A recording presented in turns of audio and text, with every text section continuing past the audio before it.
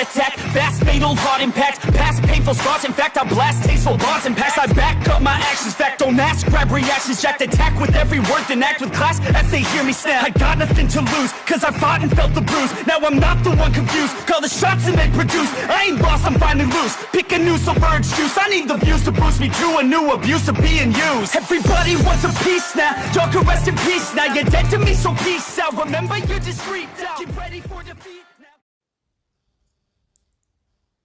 Alrighty, hello everybody, this is Kirusho here, and now, before we do begin, let us give a brief little review. In the last part we had Izuku and Katsuki. These two, they were reeling because of something that happened. They're grieving, and a lot of things, they're painful for them right now. The two, they didn't expect it to happen. But whenever they were in the reality for 30 years, they had a child together. And whenever the 30 years was up, the reality, they were told by Reality Better, would be destroyed. However, he is going to be giving them a few options. And the two, they were mourning. They were trying to embrace their son while they still had him. However, Reality Bender, he told them what would be happening. And the two, they just asked him something quite simple. Do what is best for their child. And please, don't tell them what it is, what he will be doing, because they would rather not know.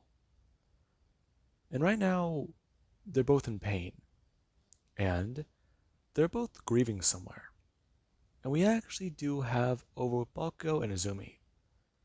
The two, they've jumped into this reality and got arrested, and they were both thrown back into prison.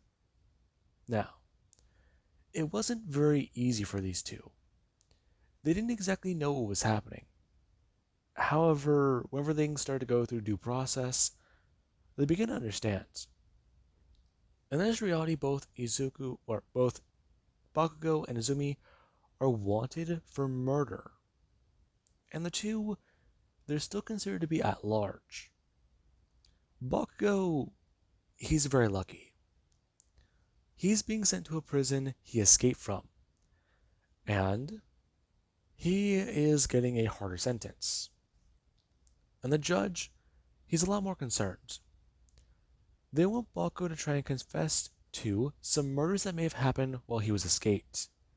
And if these murders are put back to him, he will be given the death penalty.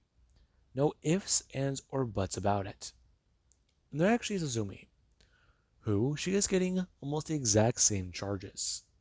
Since, if she breaks out again, then things are going to be a bit more of a problem. Now, the two were both sent back to prison. And there actually is Bakugo. Whenever he first arrived here, he was having trouble going through about things. A lot of people knew who he was, and a lot of people knew he was crazy as shit. And there were a few people who were on his good side, so they decided to welcome him back. And there actually is where Bakugo, he does start to go through it. He hears about a few things that happened.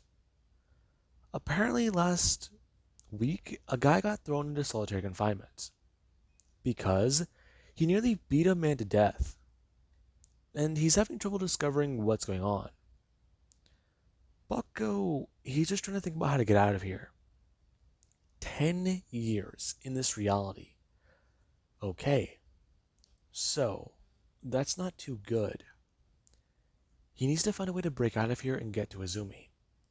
If that can happen, then they can go on the run, get out of here, and figure out what to do.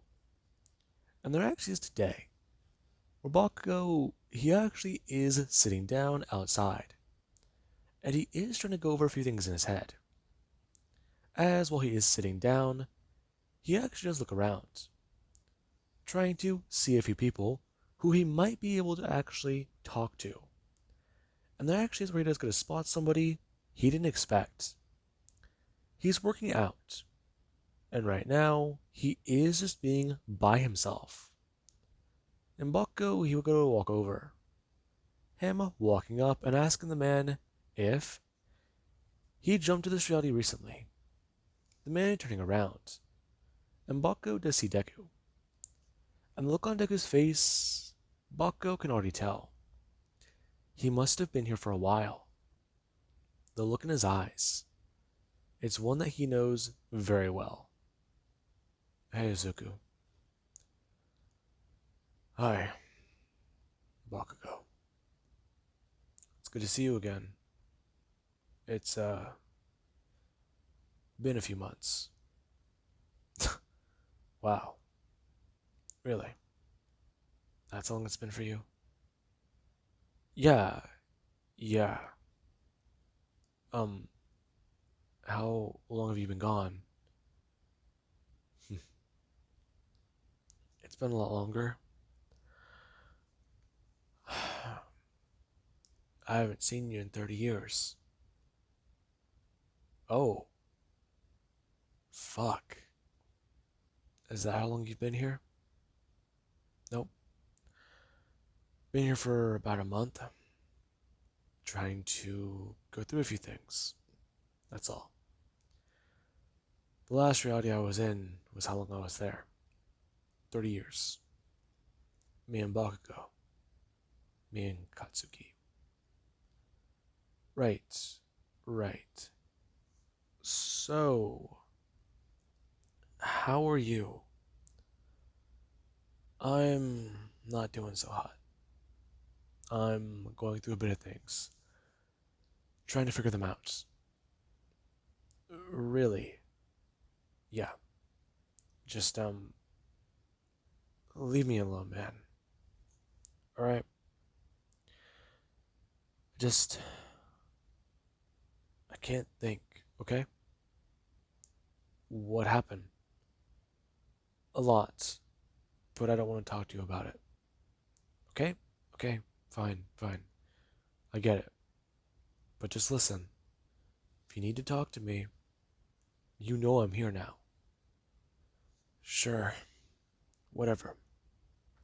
I don't want to talk about what happened. I shouldn't have to. Deku walking away. And Bakugo, he's concerned. His friend has lived a longer life than he has now. Okay, that's not good.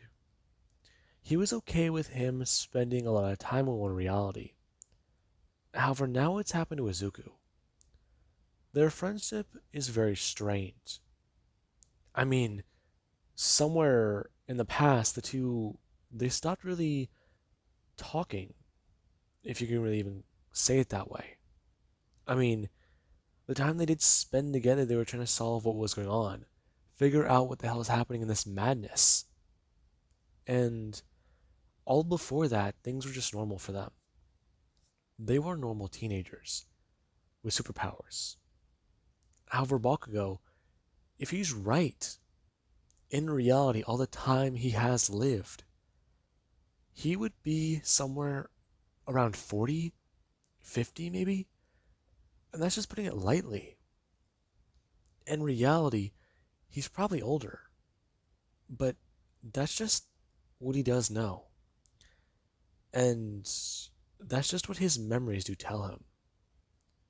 And there actually is Izuku. Bakugo doesn't know what he's been through.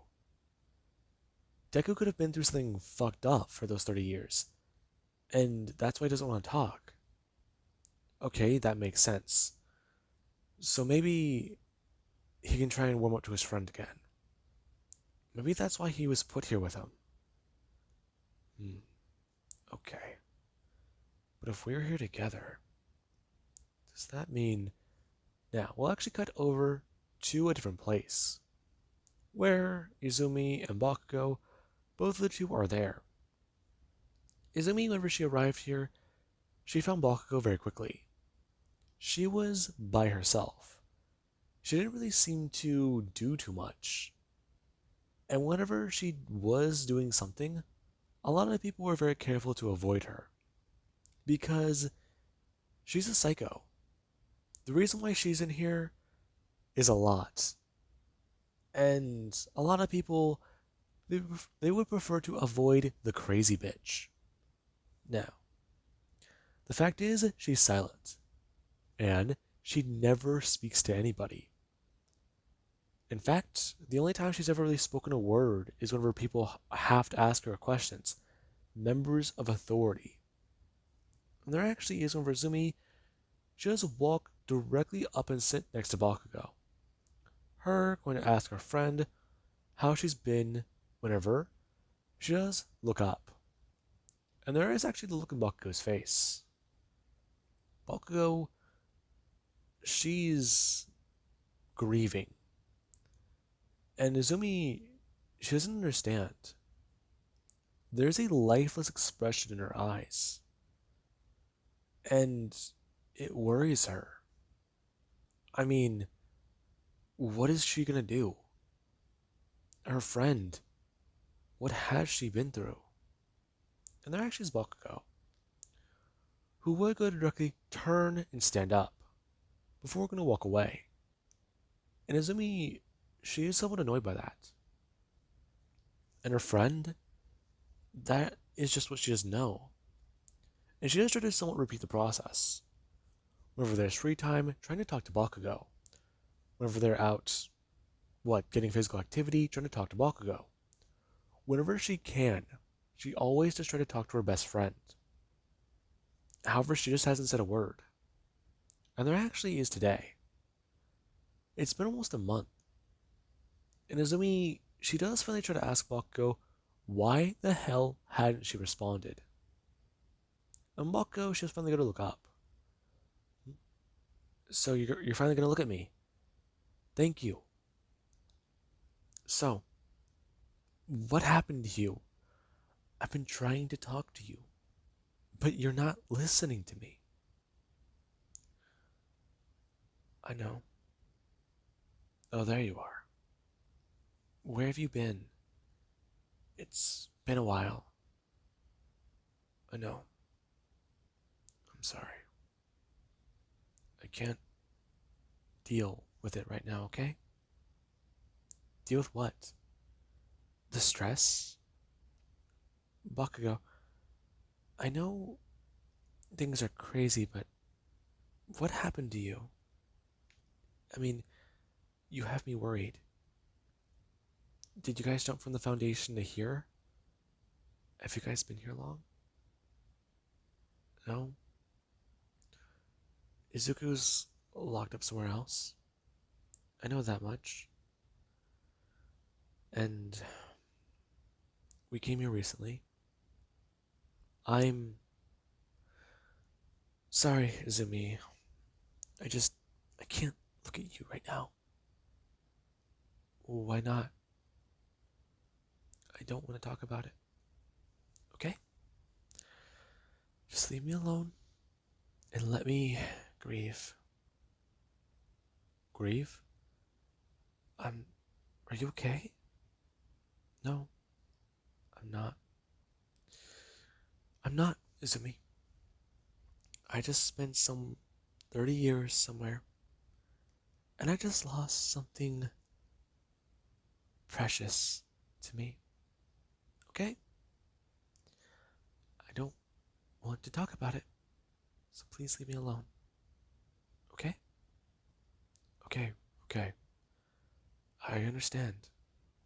But you know I'm here to talk whenever you need it, right? I know you are. I'm lost in thought. Okay? Now, Bako, she does just look up towards Izumi, telling her that right now she needs to be left alone. If she tries to talk to her again, then things might escalate. And Izumi, she is surprised. Bakugo, her best friend, just threatened her. And that wasn't expected. And Izumi, she doesn't want to talk to Bakugo. However, there is over Bakugo, she does just go to smack Izumi's hand away and tell her to stay the fuck away from her. Her screaming it out. And a ton of people do watch that. as there actually is where a tray does go flying directly up into the air and towards somebody, smashing into them as they do turn around somewhat angrily. And they do go to directly deck the person who they thought threw the tray. And things start to escalate. Now, it is very odd and strange, but the entire lunchroom erupts into a fight. And a ton of people, they get in trouble. And there actually is Azumi. Because while many people were more preoccupied with what these two were doing, or if they looked away, they didn't know what exactly happened. However, security cam footage, it shows Izumi throwing the lunch tray up into the air and hitting somebody, pretending like she didn't do it and somebody else getting in trouble. That's what the footage does show. And Izumi, she actually is thrown into solitary confinement for a moment, since this is her reward for causing a riot. Now, there actually is where Izumi, she is sitting down, and she does go through the motions of being bored. Okay, she can be here for a while, she'll just take a nap. Okay, now she'll just look around and try and think. Now she'll just lay here, now she'll just do this, yada yada yada. Maybe I'll work out, maybe I'll just lay down, maybe I'll just close my eyes, all this, all that. And it doesn't really do too much. Izumi, she does go through the process for about 4 or 5 days. And there actually is where she is sitting down into the dark. And she's laying down on the ground, thinking about exactly what to do. Things, they aren't making sense. And right now, she's a bit worried. If this is going to be happening, if this is all true, then they need to get out of here. How the hell is she going to break out? And when might it be possible? I mean, this place is a maximum security prison. And the last time she checked, she can't exactly, climb over the fence without getting shot? Or even make it out of here. If she were to try, she'd die. Now, the room just starts to somewhat light up, and Izumi, she has to go look up and look around before she's going to see somebody standing there and freeze. It's the man in the red suit. And right now he is staying there. And Izumi, she just going to stand up and start to back away. Her crawling backwards on the ground and going to turn around. Her expecting to hit the wall, however, she's just going to fall down and smash into nothing.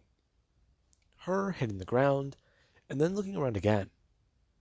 The entire room, it's lit up white. And they're not in the room. But it looks the same. Who are you? Where am I?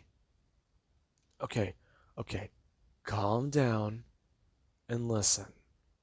I'm not going to calm down. I'm not going to listen. Get away from me. Okay. Hang on. Let me just, him bringing his hand up and pulling off the mask. And Izumi, she does see one simple thing. Izuku fucking Midoriya. And right now, she does have a few questions, and a lot is going through her head. Because the strange fucking mercenary, or crazy ass guy with a sword, who chased him through one reality is back. Okay, so it's you. Right, who else would it be?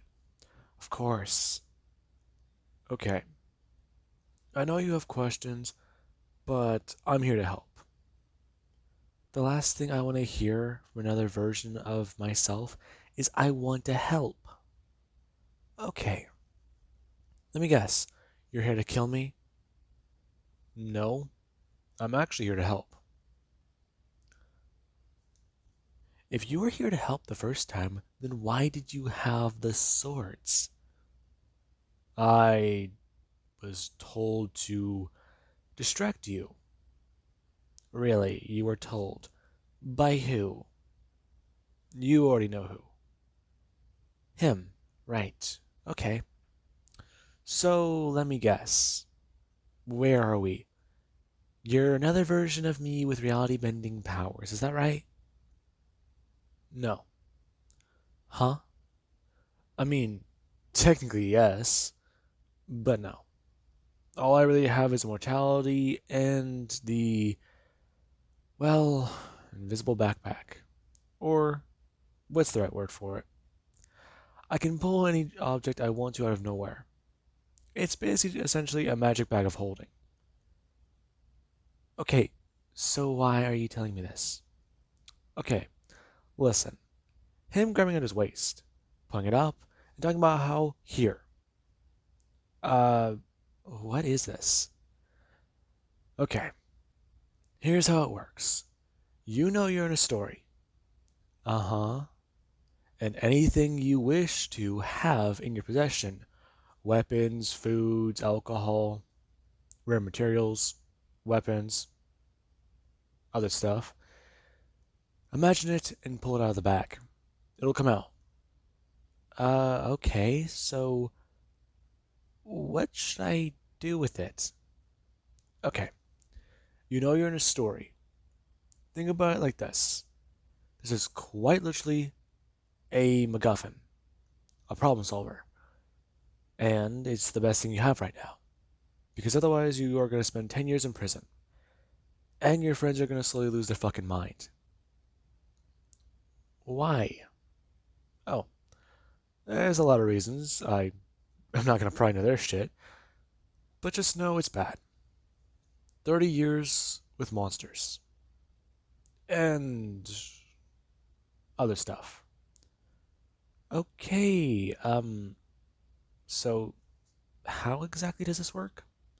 Stick your hand inside and think about what you want to pull out. Think of anything. I mean, I've pulled out some pretty strange shit in there. And that's whenever I just started learning a lot more about the multiverse. Okay, think of this thing from a movie. Now, Izumi should just think about it. Reaching her hand inside and pulling it outwards to see something in her hand. Her, someone looking at it, to smile.